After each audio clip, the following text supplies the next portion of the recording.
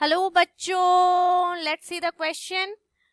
If China had, यहाँ पे blank है जो हमें फिल करना है, then so many people may not have died during the famine of 1958 to 1961। China में 1958 से लेकर 1961 में फेमाइन आ गया था। इसका मतलब क्या है, वहां पे हंगर से लोग मर रहे थे, खाने की कमी हो गई थी।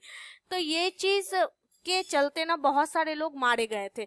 तो ये स्टेटमेंट का कहना है कि चाइना में इतने लोग नहीं मरे होते अगर यहाँ पे मल्टी पार्टी इलेक्शंस होता, या फिर एन अपोजिशन पार्टी मतलब एक अपोजिशन पार्टी होती, या इंडिपेंडेंट प्रेस मतलब इंडिपेंडेंट प्रेस मतलब मीडिया में आप कुछ भी फैला सकते हैं बात, या फिर ऑल ऑफ दी अबव। तो हमारा आंसर यहाँ पे क्या होगा, ऑल ऑफ दी अबव।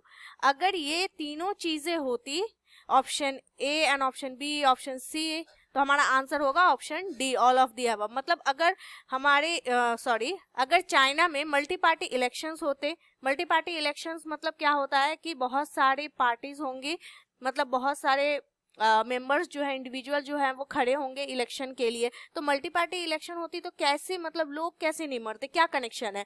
अगर इलेक्शन होता और मल्टी पार्टी होती तो एक पार्टी जीत जाती, बाकी पार्टी क्या करती है, उस पार्टी में फोकस रखती है कि इसके वजह से अगर कुछ दिक्कत आएगी, या इसके राज्य में अगर इसके होते हुए भी कोई दिक्कत आती है तो हम क्या करेंगे, अपनी आवाज उठाएंगे कि ये सरकार ठीक से काम नहीं कर रही है। तो इसके लिए मल्टी पार्टी इलेक्शंस जरूरी थी।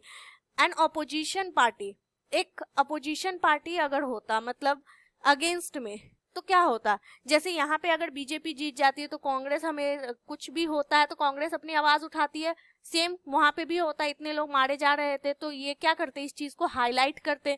तो सरकार क्या, उनकी जो कमिटी है वो क्या होती, वो अलर्ट हो जाती, वो कोशिश करती इस चीज को रिड्यूस करने की। इंडिपेंडेंट प्रेस, अब किसी को पता ही नहीं चल रहा था, सारी बातें क्या हो रही थी, दबा दी जा रही थी, इंडिपेंडेंट प्रेस था ही नहीं वहां पे।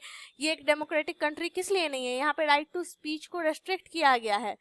प्रेस वालों को वही कहने के लिए कहा जाता है जो वो चाहे, वो खुल के अपना नहीं, अपनी बातों को नहीं रख सकते हैं। तो अगर ये तीनों चीज वहां होती, उस टाइम पे ये तीनों चीज लागू होती, तो क्या होता, इतने जो लोग मारे गए थे वो नहीं मरे होते। So hope you understood the answer. Thank you and all the best.